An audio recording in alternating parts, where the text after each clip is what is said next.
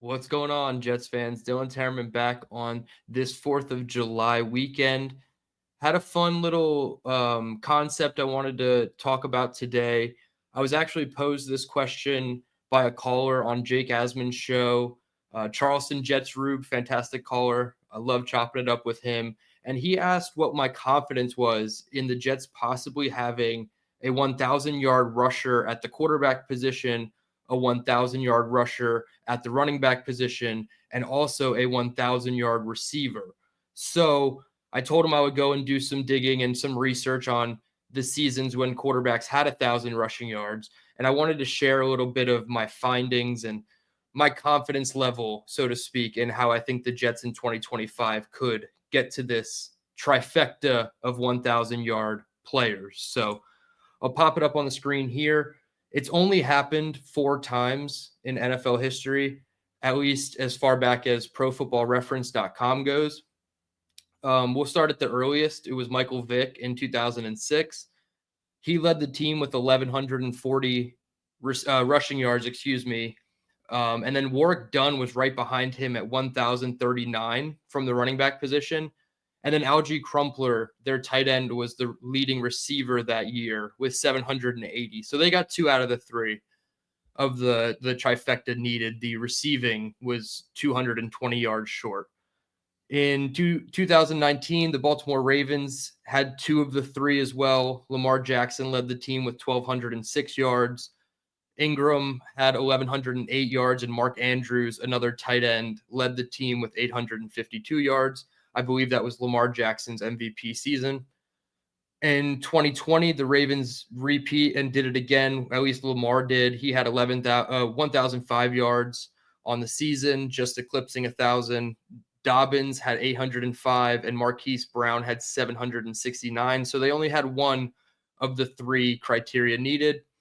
And then the 2022 Bears, with our now quarterback Justin Fields, he led the team with 1,143 rushing yards.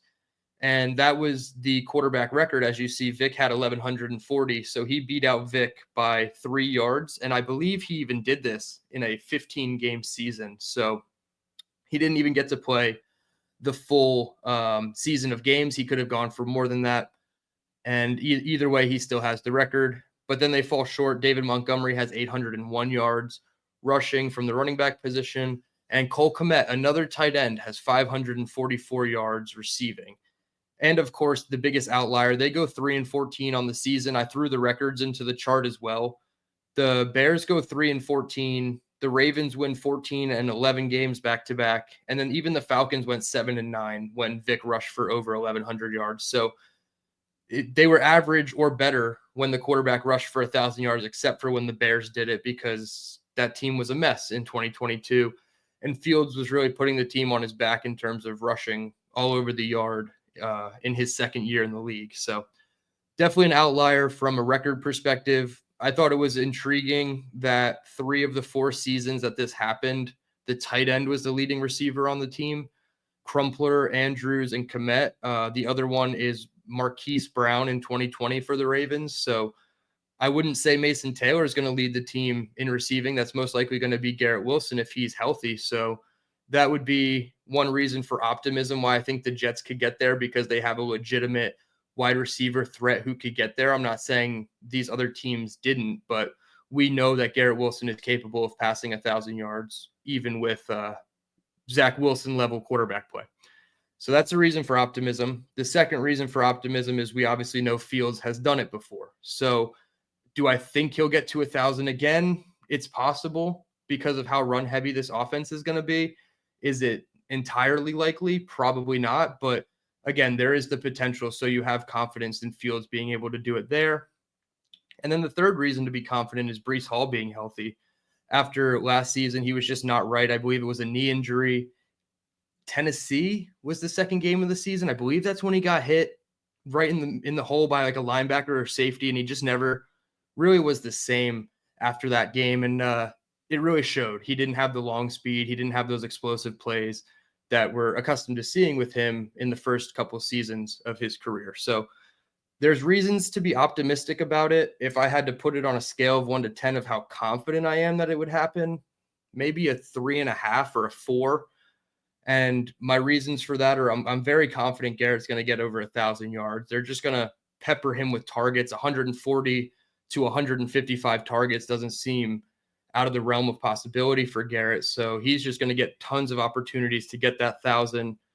Brees, I'm probably the second most confident in because, again, they're just going to try to get him touches as much as possible. I know a lot of that could come in the receiving game and hurt his rushing production per se, but I still think Brees has a really good chance to get 1,000 yards. And we've seen him get close. Obviously, the coaches did a bad one by him and couldn't count to 1,000. So we've seen him get close. So I would say I'm second highest in confidence in Brees Hall eclipsing 1,000.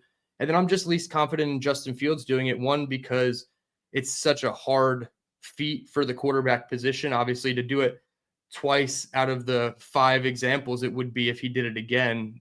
Obviously, is a huge, personal feat, but it's just I don't think the team would benefit from him being 1,000-yard rusher. And it seems like that's only because he was carrying the 2022 Bears because he didn't have the talent around him. Again, I'm not speaking to the other 3 seasons, the Falcons and the Ravens 2 seasons, because they did have a good amount of talent, but the 2022 Bears did not have a lot of talent, and Fields was really backpacking that team in terms of rushing production. So that, and then you combine it with the fact that I think they're just going to ask him to be more of an efficient passer and try to get the best out of him as a quarterback. And again, whether that's for better or for worse, you have to go with that because that's what the coach's plan is. We might not agree with it, and we might think that we want to run the Army, Navy, wishbone type offense and have everybody loaded up in the backfield. And that's all well and good, but it doesn't win in the NFL. And if you want sustained success, you need to develop a passer at quarterback. And if they have the ability to run, that's great too. So that's the reasons why I'm the least confident, I guess I would say, in Justin Fields doing it. But those are my takes on the 1,000-yard trifecta. Let me know in the comments. Do you think the Jets have a possibility to do this? Who would be the one that you're the least confident in doing so? Who do you think is the most confident in doing so? Leave a like on the way out. I appreciate it. I hope everybody enjoys the rest of their 4th of July weekend. I'll be back with a Cade Klubnik film review, and I have one more video about Justin Fields passing projections that I'm going to put out this weekend as well. So stay tuned for that on the channel. Subscribe. I'm less than 25 subscribers away from 500, and that would be a huge benchmark.